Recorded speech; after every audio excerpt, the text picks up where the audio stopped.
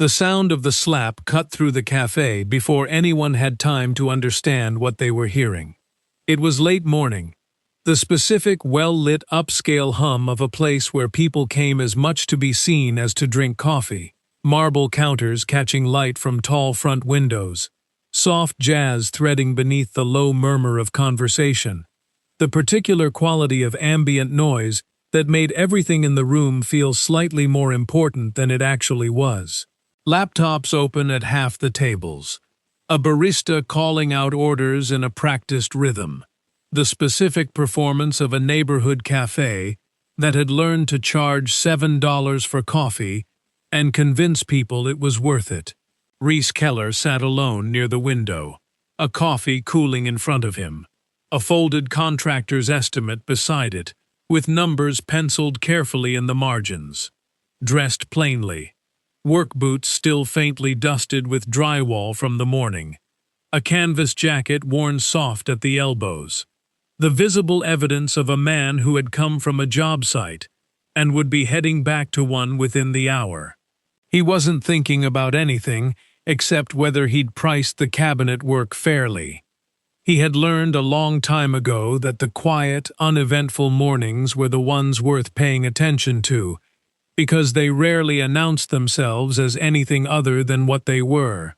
A napkin, caught by a gust from the door opening somewhere behind him, drifted off a neighboring table and landed near the leg of the chair beside a woman in a cream-colored blazer. Reece leaned down without thinking about it. The specific reflexive courtesy of a man who had spent 9 years trained to notice small problems and correct them before anyone else registered they existed.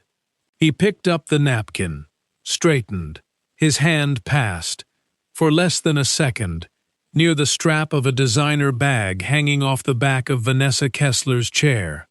"Don't you dare touch my things." The words arrived at the same volume as the slap that followed them, her palm connecting with his jaw before he had fully finished straightening, the sound sharp enough to silence the entire room in the space of a single indrawn breath. Every head turned. Reece stood completely still.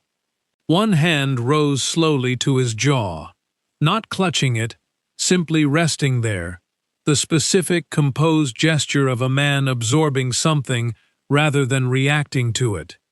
His expression was not angry. It was something quieter, more controlled, the stillness of a man deciding, in real time, exactly how much of himself this moment deserved. 3 feet away, a broad-shouldered man in a dark suit had already moved half a step forward on pure professional instinct, the automatic response of trained security to unpredictable movement near his principal. He stopped mid-motion. His eyes had caught on something else entirely. At Reece's forearm, where the jacket sleeve had ridden up slightly in the motion of straightening. She had no idea who she had just hit. In about 90 seconds, neither would anyone else in that cafe, because the man standing there in silence had once run into a burning car to save a stranger's life. And that stranger was standing 3 feet away, wearing a Kessler family security badge. That morning had started, for Reece, the way most of his mornings started. Early, ordinary, entirely unremarkable. He had been at a job site since 7, walking a homeowner through a kitchen renovation estimate with the specific patient thoroughness that had built his reputation, one referral at a time, over 6 years of showing up on time and not cutting corners. The homeowner asked him 3 times whether a load-bearing wall could be opened up, and 3 times Reece explained, patiently, exactly what it would require and cost, because he understood that people didn't always need a faster answer. They needed the same true answer delivered as many times as it took to land. His apprentice, still new enough to ask real questions instead of pretending to already know, asked something about header sizing halfway through the walkthrough. Reece stopped and answered it completely. No shorthand. No assumption that the kid should already know, because he remembered exactly what it felt like to be handed information in fragments by men who expected you to fill in the gaps yourself. His phone buzzed around 9:30. A text from his ex-wife about picking up their son Friday. "I'll be there," he replied. No drama in it, just certainty. The specific certainty of a man who had made exactly one promise in his life he intended to never break twice, and had spent 5 years keeping it so consistently that nobody in his family needed to double-check anymore. 5 years ago, on a different morning that started just as ordinarily, Reece Keller had been standing on the shoulder of Route 9 in turnout gear, flame reflected in his eyes, both hands wrapped around a car door that would not give. The specific heat of an engine, seconds from catching fully pressing against his face.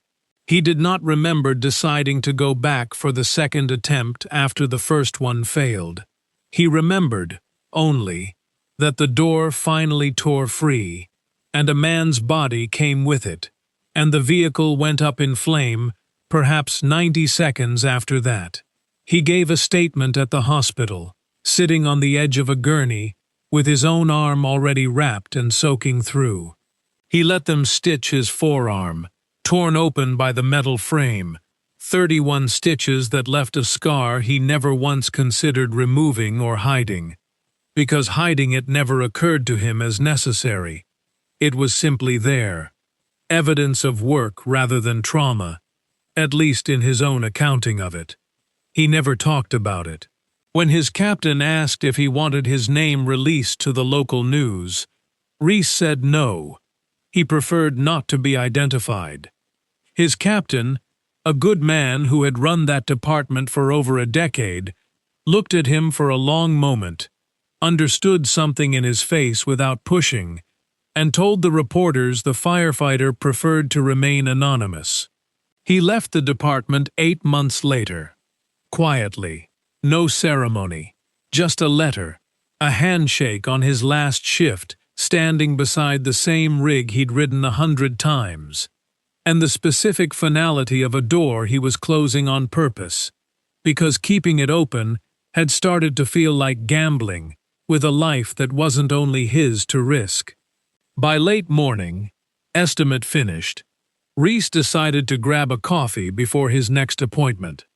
An entirely ordinary decision that would place him in exactly the wrong seat at exactly the wrong moment.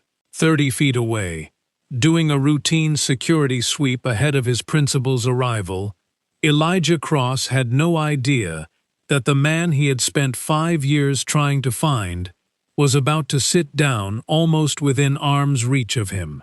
If you can already feel what's coming, if something about this quiet man sitting alone with his coffee has your attention, hit the like button right now. Subscribe if you haven't already, because we tell stories like this one every single week. Drop your country in the comments and tell us where in the world you're watching from. We read every one. Now, the slap. Let's understand exactly what led to it. Vanessa Kessler had not slept well. The fight with Gerald the night before had not been about anything new. Money, attention, the specific loneliness of being married 16 years to a man whose actual life happened in boardrooms she was never invited into. But it had landed differently this time, harder, leaving a residue she could not fully name and did not have the tools to examine. She had married Gerald young enough to believe the life she was stepping into would feel like partnership, and had spent 16 years discovering, in increments too gradual to fight against, that she had stepped into orbit around something distant that occasionally, briefly, acknowledged her. She arrived at the café already primed, already scanning without knowing she was scanning, looking for somewhere to locate the feeling underneath her polished irritability. A feeling with no good name, smaller and more human than the confidence she wore like the blazer. She did not consciously decide to be looking for a target. That was simply what 16 years of never being meaningfully contradicted had built in her without her noticing. The specific instinct of someone accustomed to being believed instantly, regardless of evidence. Reece's hand near her bag registered, in the half-second before her mind caught up to her body, as danger. Not a napkin, not an innocent, reflexive courtesy from a stranger. A threat. She slapped him before she had finished the thought. The room's silence lasted perhaps 2 seconds before she filled it. "He was going for my bag," she said, loud, performative, pointing at Reece, with the specific confidence of someone who had learned that volume and certainty, delivered together, usually won a room regardless of truth. Everyone saw it. Nobody had actually seen that. Several nearby patrons exchanged uncertain glances. A woman with a newspaper 2 tables over lowered it slightly. A young couple by the counter froze mid-conversation. The specific discomfort of witnesses who sensed something was wrong but hadn't yet found the courage to contradict a woman this loud, this obviously accustomed to being right. Reece said nothing for a moment. His jaw still stung. Then, quietly, I picked up a napkin. He did not raise his voice. He did not defend himself further. He simply went still again. The trained stillness of a man who had learned, on emergency calls where the wrong instinct got people killed, that panic helped nobody, least of all him. Elijah Cross had not moved from his position, though every part of his professional discipline told him to. His training said, "Manage the scene, protect the principal, de-escalate quietly." Every other instinct was screaming something entirely different.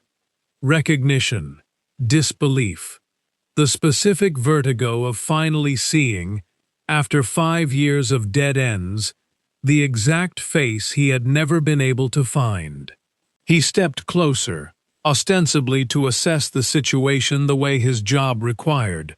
Close enough now to see the scar clearly through the gap where Reece's sleeve had not yet fallen back into place. Jagged, unmistakable, the pattern of burn and tear scarring that did not come from an ordinary accident. He had seen that exact scar before. In a photograph he'd once requested from the fire department 5 years ago and studied longer than he would have admitted to anyone. In the description a hospital nurse had given him, half-conscious himself, about the firefighter who had pulled him free with roughly 90 seconds to spare. Vanessa, meanwhile, was doubling down rather than backing off. The specific pattern of someone who had learned that confidence read as correctness in her world. "Someone call the police," she said, her voice climbing. "I want him removed."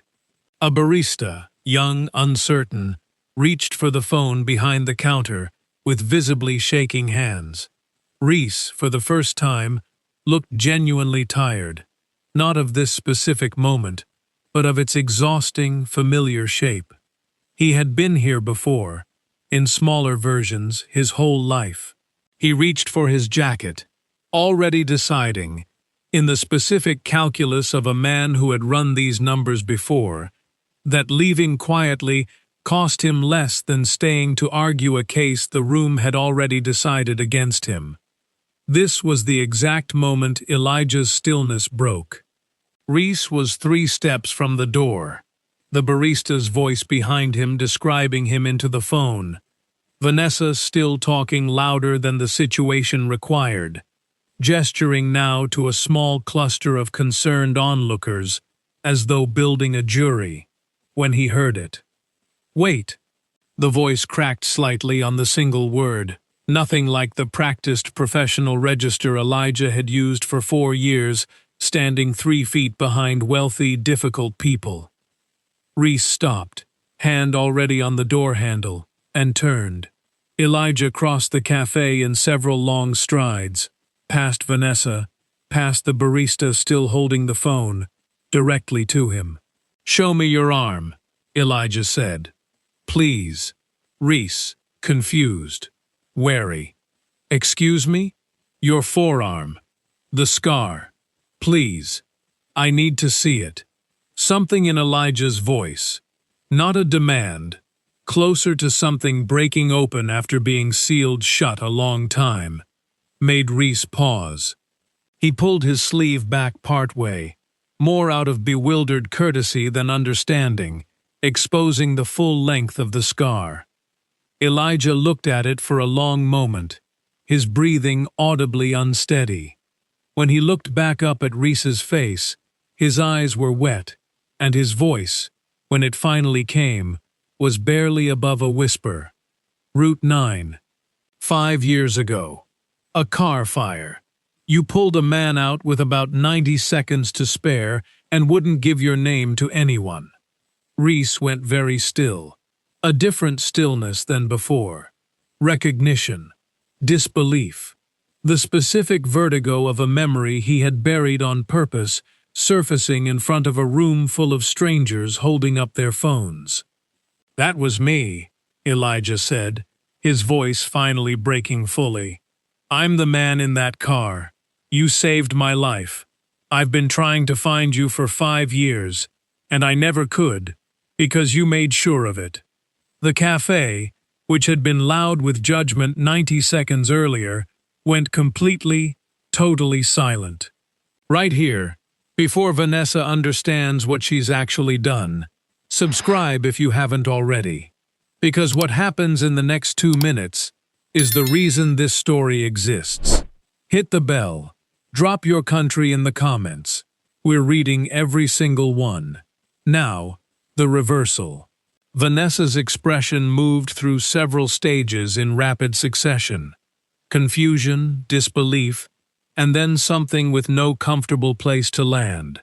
The specific horror of a woman realizing, in front of an entire cafe now openly filming, that she had just publicly slapped and accused the man who had saved her own bodyguard's life.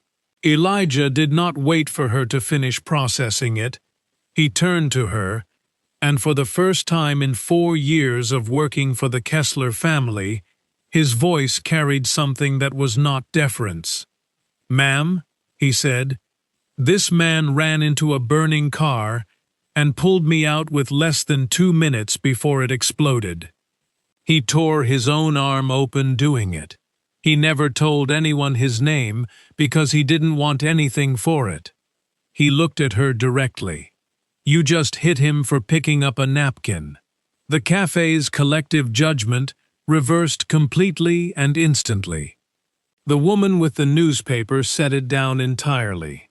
The same patrons who moments earlier had exchanged uncertain glances now looked at Vanessa with open, unguarded contempt. Someone's phone, already filming, captured every second of it. Vanessa opened her mouth. Nothing adequate came out. For the first time in the story, she had no performance available to her, no audience to win over, no confidence that would read, this time, as correctness. She was simply a woman who had hit an innocent man and had just been shown, completely and publicly, exactly who he was.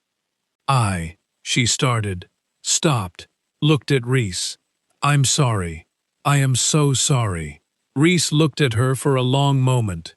He did not perform forgiveness, and he did not withhold it dramatically either. He simply said, quietly, "I know." Not quite acceptance, not quite absolution. Simply acknowledgement. The specific economy of a man who had never needed an apology to feel like a performance in either direction. The cafe emptied of its drama slowly. The police call was cancelled. The barista apologized awkwardly, twice, to no one in particular. Vanessa gathered her things and left quickly, her composure entirely gone, not meeting anyone's eyes on her way out. Elijah sat down across from Reece, not as a bodyguard now, simply as a man who had waited 5 years for exactly this conversation. "I have a family," Elijah said. A wife, kids. None of them exist without you. Reece was quiet for a moment, turning his cold coffee cup slowly on the table. I didn't want to be found, he admitted. After that night, I couldn't go back to the department. Not really. Every call after that, all I could think about was how close I'd come to not making it home. I kept doing the math different ways, trying to find a version where the risk made sense again, and I couldn't. You left the fire department because of me. I left it because of what almost happened, Reece said. You just happened to be the reason it almost happened at all. And also the reason it was worth it. Both those things are true at the same time. I've had 5 years to sit with that. Elijah was quiet for a long moment, absorbing that the way a man absorbs something he has needed to hear for 5 years, and did not know how badly until it arrived. Let me do something, he said finally. Anything. You don't get to just disappear again. Not after this. Reece almost smiled, the first real softening of his expression in the entire encounter. I'm not disappearing, he said. I'm going to finish my coffee, which is cold now, so maybe I'll get a new one. Then I've got a kitchen to finish by Friday, for a woman who's asked me the same question 3 times and deserves a 4th answer if she needs it. That's the whole plan? That's the whole plan, Reece said. It's a good plan. I built it on purpose. Elijah studied him for a moment. This quiet, unremarkable-looking man in work boots, who had just been slapped, humiliated, nearly arrested, and was now talking about kitchen cabinets, with the same even tone he'd probably used pulling a stranger through a car door, with the world on fire around them. Something in Elijah's chest, tight for 5 years around a debt he'd never been able to pay, loosened slightly. At least take my number, Elijah said, already pulling a card from his jacket. Not for anything. Just take it, please.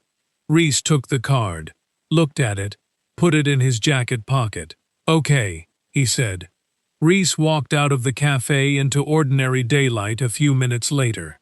His truck was parked down the street, his life exactly the same size it was that morning, except for one thing, a business card in his jacket pocket with a handwritten number on the back, and a text already sent to his son's mother. Tell him I might be a little late Friday. Something came up. Good something. He got in his truck, sat for a moment before starting it, looking at his own forearm resting on the wheel, the scar visible in the midday light, the same scar that had been there every single day for 5 years. Unremarkable to him, invisible to everyone who'd ever passed him on a sidewalk or served him coffee, until this morning. He started the truck, drove to his next job.